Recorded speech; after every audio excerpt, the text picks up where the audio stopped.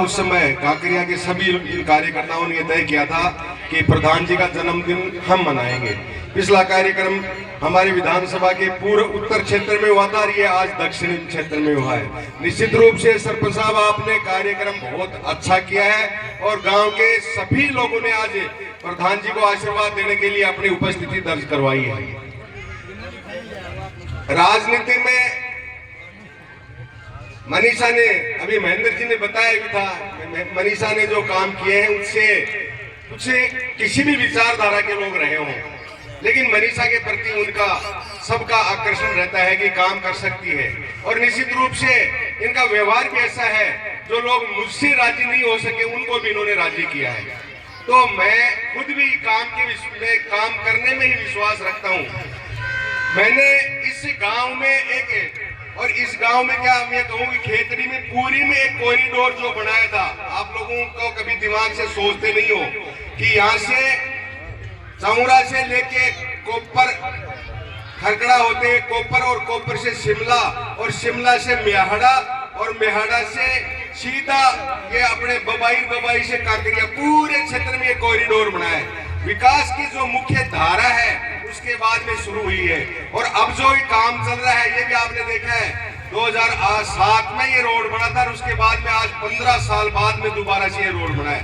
15 साल तक कोई रोड बना, उसकी क्वालिटी कितनी अच्छी हो सकती है ये आपने देखा है। और कामों के मामले में मैंने अपने पिताजी के अंतिम संस्कार में ये संकल्प लिया था कि खेतड़ी के विकास में किसी भी प्रकार की कोई कमी नहीं आने दी जाएगी।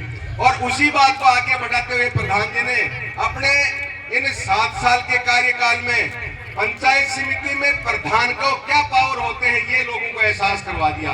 आज से पहले प्रधान में एमएलए था तब भी रहे हैं, उससे पहले भी मैंने प्रधान बनाए खेतड़ी में और उनका कार्यकाल भी देखा है। लेकिन ये कभी महसूस नहीं होता लोगों को कि गांव में प्रधान भी कोई काम करवा सकता है, लेकिन इन्होंने काम करके ये साबित करके दिखा दिया कि पंचायत समिति में बजट आता है और वो सीधा जनता में लग सकता है। इससे पहले सरपंचों का और प्रधानों का ही तालमेल रहता था, जनता से उनका कोई वास्ता नहीं था। लेकिन जनता से सीधे जुड़ाव करके और जनता की जो डायरेक्ट अपेक्षाएं हैं उनको पूरा करके आपने और इस खेतड़ी में एक बहुत बड़ी लाइन खींच दी। मैं ये कहता हूँ कि राजनीति में हमेशा लाइन काटने का काम करते हैं लोग। अगर मेरे से कोई ज्यादा काम कर गया तो मैं उसको कैसे काटूं, लेकिन मनीषा ने ये साबित कर दिया कि लाइन में काटूंगी नहीं बल्कि उस लाइन को मैं दूसरी खींच के बड़ी बनाऊंगी, और वो इन्होंने करके दिखा दिया। इसलिए लोग मुझसे भी कई पूछते हैं कि आप चुनाव क्यों नहीं लड़ रहे हो। मैंने कहा भाई चुनाव का मेरा कोई पैसा भी नहीं है, मेरा कोई शौक भी नहीं है। मैं तो सिर्फ मेरे पिताजी के जब देहांत हुआ उस समय भैरव सिंह जी आए थे तो उन्होंने एक आशीर्वाद दिया था कि मालाराम जी की जो ये विकास की ज्वाला जो जलाई है इसको आपको आगे बढ़ाना है। तो मेरे को जब अवसर मिला तो मैंने पूरी कोशिश की कि टोटल 38 पंचायतें उस समय हुआ करती थी और उनके बाद में पंचायतें बढ़वा के आज 44 पंचायतें हो गई, नगर पालिका भी है। इनमें किसी प्रकार के कामों में कोई कमी नहीं आने दी। और उस काम को एक बार महिला सीट आई तो मनीषा को प्रधान सिर्फ इसलिए बनाया कि भाई मनीषा पढ़ी लिखी है और एक अवसर बेटी को मिलना चाहिए। और उस अवसर में इसने साबित करके दिखा दिया कि मनीषा एक बेटी ही नहीं है बल्कि इस पूरे क्षेत्र की एक विकास की आवाज है। और ये करने के बाद में हर व्यक्ति सोचने पर मजबूर हो गया। पिछले चुनाव में अभी डॉक्टर जी बता रहे थे कि भाई लोग कहते थे कि भाई प्रधान डेलीगेट कोई भी बने लेकिन प्रधान मनीषा बनेगी, तो एक लोगों की एक आवाज बढ़ गई। इस देश में एक आवाज चली थी कि एमपी कोई बने लेकिन प्रधानमंत्री मोदी बनेंगे, तो एक आवाज जनता की बन जाती है, उसको कोई रोक नहीं सकता। बहुत से लोगों ने तरह तरह की बातें कही हैं। कोई कहता है कि इतना बजट आता है, इतना खाते हैं, इतना पीते हैं। कोई कहता है कि प्रधान में और करोड़ों रुपए का खर्चा लगा दिया। हमारे पास अभी डेलीगेट बहुत से बैठे थे जिनकी भावना थी और जनता का जिन पे दबाव था आपके कांकरिया में लोगों ने वोट इस डेलीगेट को इसीलिए दिए कि मनीषा को वोट दोगे तो ही आपको हम वोट देंगे, वरना नहीं देंगे। जगह जगह इसको बालाजी पर शोगन खिलाई, कभी बूढ़ वाले बालाजी पर शोगन खिलाई। तो ये भी इसकी परिस्थिति भी थी और गांव की भावना भी थी, इसलिए इन्होंने वोट दिया है। अब उसको लोग दूसरा तूल दे दे के राजनीति को खराब करना चाहते हैं।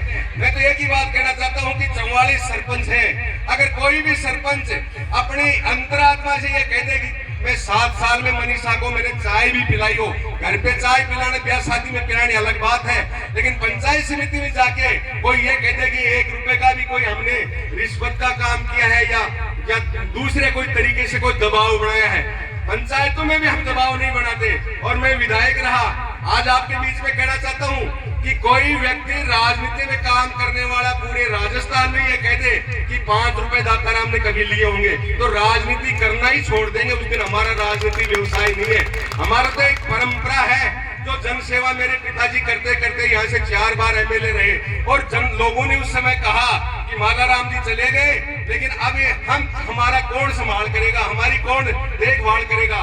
उस समय मेरी तो 20 साल की उम्र भी नहीं थी, लेकिन लोगों ने जबरदस्ती और राजनीति के लिए प्रेरित किया। नहीं, मैं तो साइंस का स्टूडेंट था, कहीं अच्छी नौकरी करता और भैरव सिंह जी का वरदस्त था।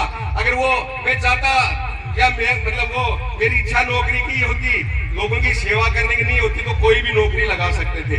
लेकिन सिर्फ सेवा के भाव से जो राजनीति की है उसको मनीषा ने निरंतर बढ़ाया है। इसलिए कई लोग कहते हैं इस बार मनीषा लड़ेगी कि आप लड़ेंगे। मैंने कहा कि जनता की जो आवाज है वो ही लड़ेगा, इसके अलावा दूसरा कोई विकल्प नहीं है। और जनता जिसको चाहेगी उसको विधायक चुनेगी। वो कहते हैं होई सोई राम रच राखी, ये तो भगवान ने तय कर रहा है किसको बनाना है।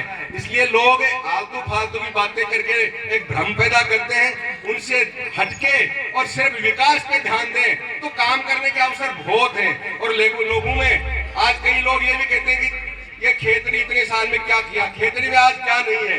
खेतड़ी में स्टेट हाईवे हमने 2 बनवा दिए, खेतड़ी में हर पंचायत कोई ऐसी नहीं है जिसमें सीनियर स्कूल नहीं हो, खेतड़ी में कॉलेज रही। तो जनप्रतिनिधि जो रहे हैं उन्होंने काम तो करवाई है। खेतड़ी में मैं विधायक बना उस समय और मात्र 10 स्कूल सीनियर थी और 15 स्कूल सेकेंडरी थी। आज कोई गांव ऐसा नहीं मेरे एमएलए रहते हुए 24 स्कूलें सेकेंडरी करवाई एक साथ और 15 स्कूलें सीनियर करवाई मैंने। गांव से गिनने लगेंगे तो बहुत दूर तक आप जाओगे तो कहीं भी पत्थर मिलेगा ये दाताराम ने करवाया। तो जो भी जनप्रतिनिधि रहा है उन्होंने खूब प्रयास किया है इस क्षेत्र का विकास करने के लिए। इसीलिए किसी की आलोचना करना एक मन को तसल्ली देना है। मैं तो ये कहता हूँ कि काम कोई भी करता है उसकी प्रशंसा करनी चाहिए और काम करने वाले व्यक्ति के साथ में अगर जनता लग जाए तो शायद काम की मांग नहीं रहे गाँव में और नेता खुद आके काम करने लग जाए। लेकिन लोग क्या है कि कोई जाति पाति में फंस जाता है, कोई गोतनाद में फंस जाता है और कोई अपने क्षेत्र में या दूसरे क्षेत्र में फंस जाता है। काम करने वाले व्यक्ति की पहचान जिस दिन हो जाएगी उस दिन नेता जनता के पास जा जाके काम करेंगे। ये मैं आपको आज ये विश्वास दिलाता हूं। आज 35वें जन्मदिन पर प्रधान